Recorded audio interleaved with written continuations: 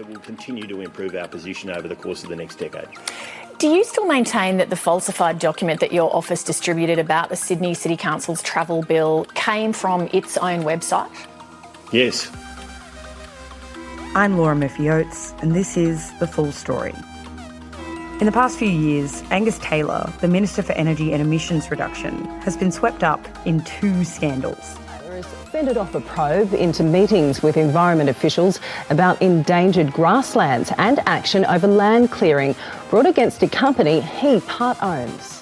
One involves the illegal poisoning of native grasslands, and it provoked an investigation by the Federal Environment Department. The other involves the use of a doctored document to discredit the Sydney Lord Mayor. This also led to an investigation, this time by the Australian Federal Police. This has been considered and closed by two independent police forces, and we had the AFP. In the past week, there have been some big updates on both of these stories. Today, Angus Taylor and the scandals that won't go away. It's Friday, the 8th of May.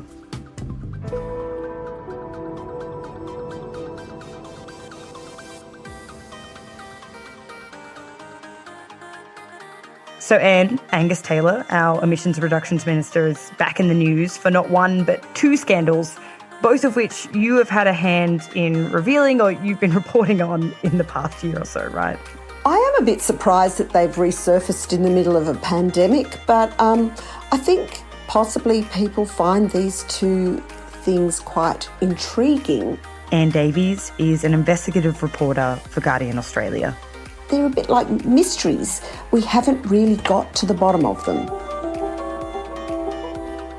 In September last year, the Sydney newspaper The Daily Telegraph reported on a letter written by the Federal Energy Minister Angus Taylor, addressed to the Sydney Lord Mayor Clover Moore. In it, he accuses her of driving up carbon emissions by spending $15 million on travel that year. The problem is, the City of Sydney hadn't spent $15 million. The actual figure was closer to 6,000. When questioned further, it emerged that the Daily Telegraph had relied on a document, a copy of the City of Sydney annual report that they say was given to them by Angus Taylor. The document had been altered, with the cost of travel grossly inflated. When questioned, Angus Taylor claimed that the document was accessed directly from the council's website. But the council said that's impossible, and they had the metadata to prove it. And then the police got involved. Look, at this stage, the allegation itself is around a complex piece of criminal law. We are unsure at this stage, even if we have reached the benchmark of it being a criminal matter. Now, that needs to be the first port of call. Is this a criminal matter or is it not? But again, I feel as though it was in the public's interest that I acted on.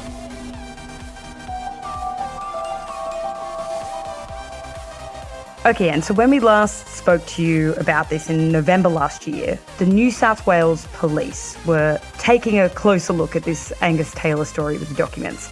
Can you remind us what the basis of that investigation was? What were they looking at?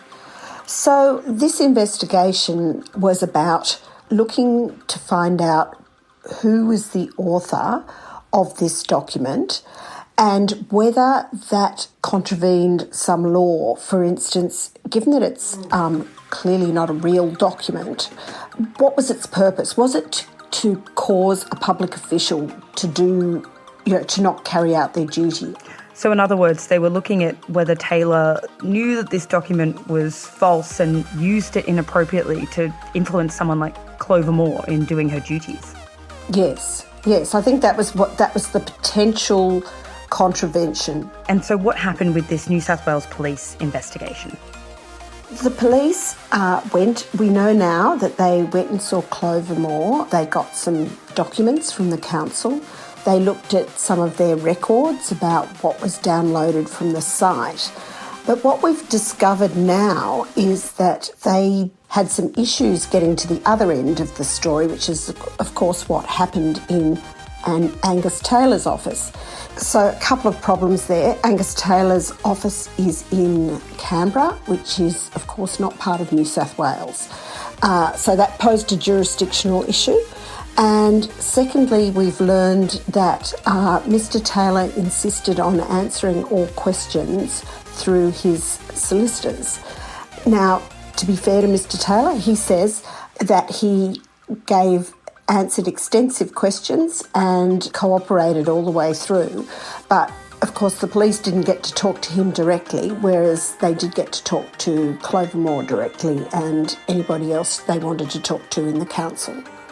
So basically, within a month, they handed the investigation over to the AFP, the Australian Federal Police, who do have jurisdiction in Canberra.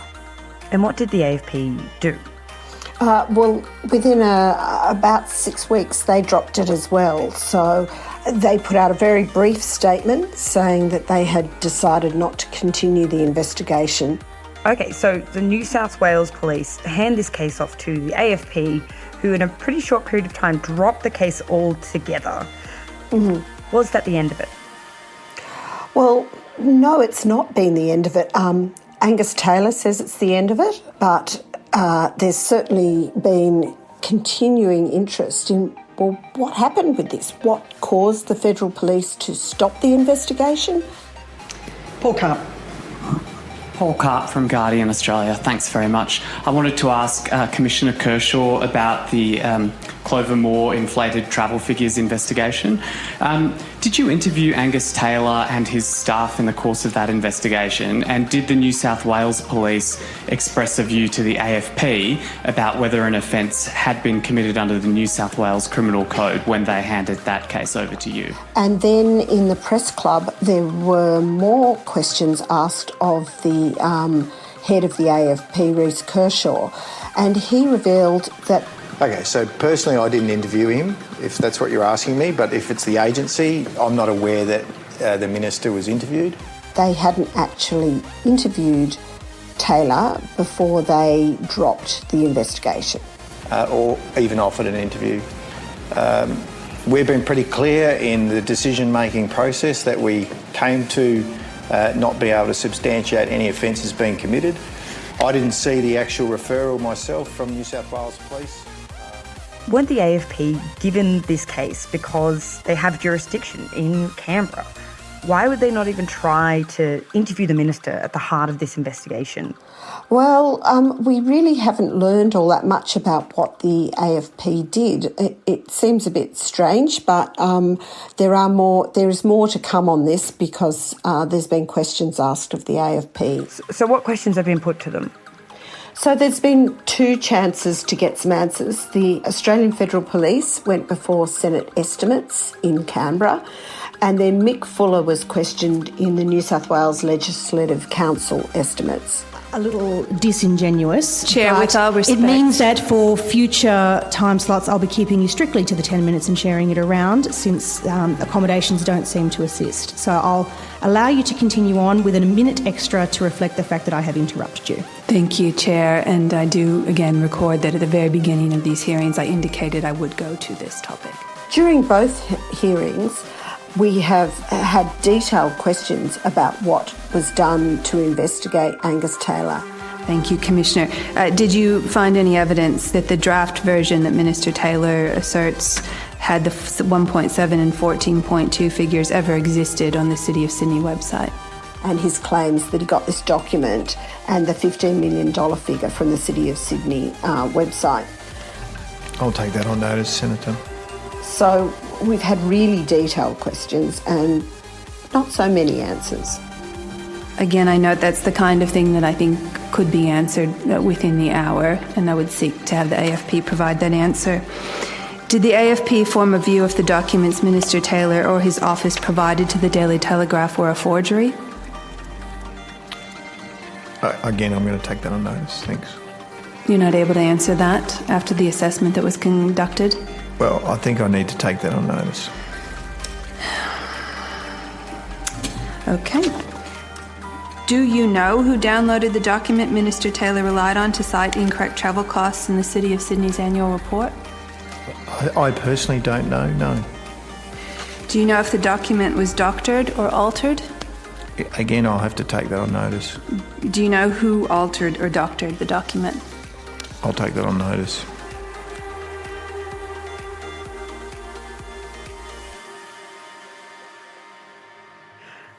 what does this actually mean, taking questions on notice? What does that involve? So that means that they'll get back to you on that they'll take some time and come back with written answers. And so usually what happens is the politician who's asking the questions puts it in writing, and then we get a written response, usually about 28 days later. And what have we heard back from the AFP and New South Wales Police? Well, we haven't got answers yet from the AFP, but we have got answers from the New South Wales Police. Now, they're pretty brief answers, but they reveal quite a bit. What do they reveal? So they reveal, first of all, that the New South Wales Police said there was no evidence that the document in the form that Taylor used had ever existed on the council's website. So they basically backed up Clover Moore's explanation or answer on that. They also revealed that none of the IP addresses for the users who downloaded the annual report between the 6th and the 9th of September, and they're the two dates that Minister Taylor has nominated at various times as when the document was accessed. They found that there were no addresses that seemed to belong to Mr Taylor or his office. So that's interesting. It just adds to the mystery. Yeah, that is a really big development, right? The police evidence seems to back up Clover Moore's version of events rather than Taylor's version of events. What did Angus Taylor have to say about this? Minister Taylor has made a distinction between downloading and accessing the document, and he said, "We've always maintained that the report from the council website wasn't downloaded." He says the document was accessed from the website and then printed directly from the site. Now, usually when you go to a site, you leave a little digital footprint, but he says that his department has looked at how their system works, and it's possible to do this without leaving a footprint. Yeah, so this has been a subject of a lot of contention. I spoke to our reporter Josh Taylor, who does a lot of tech reporting, and he said that this answer from Angus Taylor really doesn't stack up. And whatever way that you look at a file, it most likely would have recorded it as a download. So a bit of conflicting evidence there from Taylor, I think. Yes, well, look, technology is not my strong suit, so I'm not going to go there. Regardless, this is all getting into the nitty-gritty a little bit. After all of this, these two hearings from these two police investigations, are we any closer to understanding how this doctored document ended up in the hands of Angus Taylor's office? No, we're not really that much closer. All we know is that Taylor's office are still saying that they accessed the document on either the 6th or the 9th of September. We still are none the wiser about how it ended up so altered. I guess the frustration is you feel like perhaps someone in the office could offer an explanation, but we're not getting any closer to it because we've also learned that Mr Taylor's interactions with at least the New South Wales Police have always been through his lawyers. And he says he's fully cooperated, but of course answering questions directly and answering them through your lawyers are quite different exercises in my view. Are we waiting on any more information at this moment? We will still get some answers on notice from the Australian Federal Police, so that might shed a little bit more light on what they did. And secondly, a number of media organisations have got FOI requests in the pipeline. So far, we got a pretty minimalist response from Taylor's office, and there's a number of internal emails which have been withheld. I'm pretty sure we'll all be appealing that. Regardless, this has all been very murky. It's not a great look that both of these investigations have been dropped and that we don't really have any clear answers as to what happened. Well, I don't think this inspires trust in politics or exactly confidence in the checks and balances in the system. I mean, in a perfect world, we'd have a Federal Corruption Commission which would look at exactly these sort of things, but we don't. And so I think it's fair to say that the New South Wales Police, by their answers, seem to have done as much as they could. Unfortunately, they've met with, an approach from Mr. Taylor that he wants to go through his lawyers, and that means that we're probably not going to get any further with this.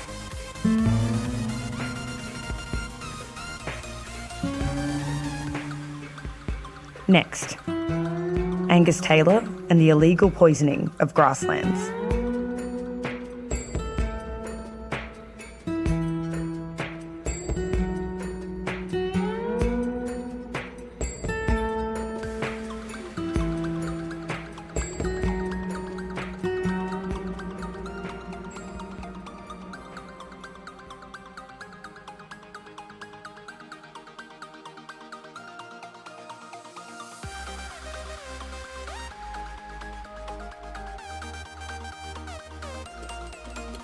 Minister for Energy and Emissions Reductions.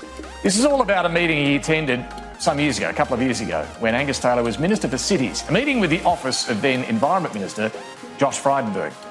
So, as we mentioned earlier, the second scandal surrounding Angus Taylor involves the illegal poisoning of native grasslands. It all happened on a farming property in southern New South Wales, run by the company Jamland. As I made absolutely clear yesterday, my indirect interest in Jamland, which is part of our family farms, has been widely reported in the media and was declared in accordance with the rules, Mr. Speaker. One of the directors of that company is Richard Taylor, Angus Taylor's brother. I have answered the question about the disclosure of my interests before. You need to answer the question as to why you are part of a grubby smear campaign against my family in this Parliament and in the New South Wales. And the minister also holds an interest in the firm via his family investment company. In late 2016, the Federal Environment Department began an investigation into this poisoning. And now the investigation has wrapped up. So did Angus Taylor properly disclose his indirect stake in Jamland? Okay, Anne, so before we get into the results of this investigation, both yourself and our environment reporter Lisa Cox have done a lot of reporting on Angus Taylor's history with Jamland. Can you remind us about the biggest revelations from that reporting? Well, the investigation into the land clearing began in November 2016. It's quite a long time ago, really, when you think about it. And two really significant things happened after that. In early 2017, Angus Taylor met with senior environment officials and the office of the then Environment Minister, Josh Frydenberg, to discuss this grasslands legislation. So at this meeting, Angus Taylor did not declare that he had a financial interest in a company that was under investigation for poisoning the very same grasslands that are being protected.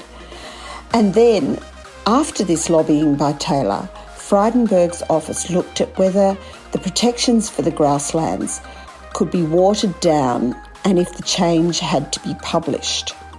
Yeah, so we covered this extensively in a podcast last year with Lisa Cox, but basically there were a bunch of questionable meetings and conversations that Angus Taylor had about changing this legislation that occurred while Jamland was being investigated for breaching said legislation, right? Yes, that's right. Angus Taylor denies that he ever intervened in the investigation of the illegal land clearing. And he says he met Environment Minister on behalf of his electorate to discuss the classification of native grasslands. So his electorate is the seat of Hume, and it does include some of these grasslands. Okay, so skipping ahead, we do finally have an outcome in this investigation by the Federal Environment Department. What has happened? Well, finally, after 3 years, the Federal Environment Department has handed down its decision late last week, and it has found that Jamland did illegally clear the endangered grasslands.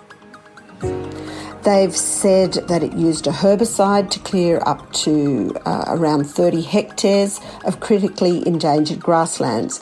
Now, they have made a civil finding. It's a civil breach, not a criminal breach. And that's important because it means that there will be an order to remediate, not a fine. Okay, what does that mean? What type of repercussions will be faced by Jamland and the Taylor brothers? So it means that they will have to restore 103 hectares of native grassland over a period of 6 years. And really, we don't exactly know what that will involve. There'll be experts involved in working out what has to be done, but presumably they will try and replant, and it will have to be managed as a conservation zone. Jamland has already conserved another 100 hectares, and I think they hoped that that would be sufficient to stave off another order. So they now have effectively 200 hectares that they're going to have to manage as a conservation zone, and it's not to be farmed. Okay, so what's happened with this investigation is that they have found them guilty of breaking the law, and their punishment is to replant a bunch of grasslands. I mean, that doesn't seem like a very severe punishment. Well, I'm not sure that the farmers would see it that way because, you know, this is, when I spoke to Richard Taylor, he said, this is an 800 hectare farm. We now have 200 hectares, which is effectively not productive, and that makes the farm somewhat marginal. So it is quite a penalty in that respect, and I guess it's a bit of a win for the environment. You know, a fine, I mean, there were substantial fines that were available to the department. They've decided not to do that. Is it common for them to punish people more severely with things like fines or even jail time? Look, there have been big fines for illegal land clearing under federal law. You know, they can be up to $400,000 or more. But they usually do it when it's a really egregious example of someone who's gone ahead and done it without regard for the federal legislation. And at least in this case, there's been a big debate about whether the law was properly promoted to farmers.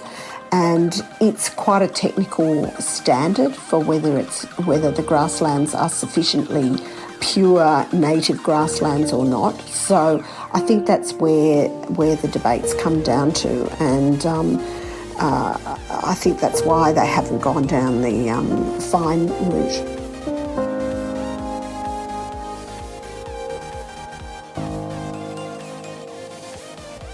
Okay, so is that the end of the matter as far as Jamland and the Federal Environment Department are involved? Well, no, it's not the end of the matter. They have an opportunity to appeal. They can ask the minister to review the decision, and they can also go to the federal court and appeal. So I'm pretty sure one or other of these routes will be followed by Jamland. Certainly Richard Taylor, Angus's brother, was quite angry about the decision and felt it was very unfair. Has Angus Taylor commented on this? So Angus Taylor didn't have a day-to-day management role in this farm, and he's referred it to the Jamland directors. That's his brother and another gentleman. So he really hasn't said anything about it.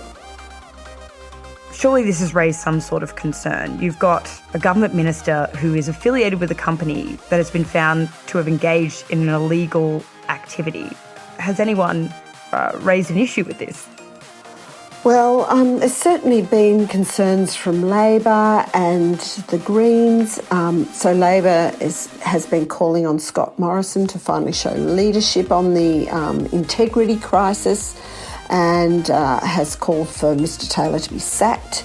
And the Greens have said it's also time for the Prime Minister to sack him. You know, look, at issue here is the fact that it was quite difficult to trace through to find Mr. Taylor's interest in this property. And we know that he made direct representations to the department about the law that was at issue in this prosecution. It's really not a good look. And, you know, there's a whole lot of rules for ministers about ministerial standards, and that is what is at stake here. We expect politicians to act in the public interest, and they need to declare private interests. Okay, so basically, the breaking of a law by Jamland isn't the biggest issue here for Angus Taylor, in your opinion. It's actually more about the fact that he hasn't been very upfront about his interest in Jamland along the way. Is that right? Angus Taylor says that he wasn't involved in the day-to-day running of Jamland, and I think that's pretty clear that he wasn't. But the more relevant issue is that ministers are expected to act with integrity, and they're not supposed to use their fantastic access to colleagues to promote private interests. Now, Angus Taylor says he declared his interest in Jamland to the then Environment Minister Josh Frydenberg before he went and had private meetings with the department. What we've learned is the department did not know about his interest in Jamland when he went to those meetings. So if he'd told them that he had an interest, I think they would have been doubly careful in the way they dealt with him. We certainly don't know what he told the Prime Minister, and the other thing is that from a public perspective, there's a pecuniary interest register, but Jamland's not listed. You have to do quite a lot of company searches to uncover the link between Taylor's private company and the holding in Jamland. Okay, so there are these two scandals. There's a growing chorus of people who are saying Angus Taylor should face some political repercussions for what's gone on here. Will he? Why has there been no repercussions so far? I think because Taylor is a pretty competent minister, and he is also in the powerful Conservative faction, and I think he's quite close to the Prime Minister. So, you know, no Prime Minister wants to have a whole lot of examples of ministers who've had to be disciplined. So they tend to these days just hang on as long as they can and hope that they can get through it. And, you know, in the political cycle, things move on. I mean, here we are, we're all locked down, we're not thinking about integrity in politics. It's the modern way. It's not right, but you have to do something pretty terrible to face political consequences these days.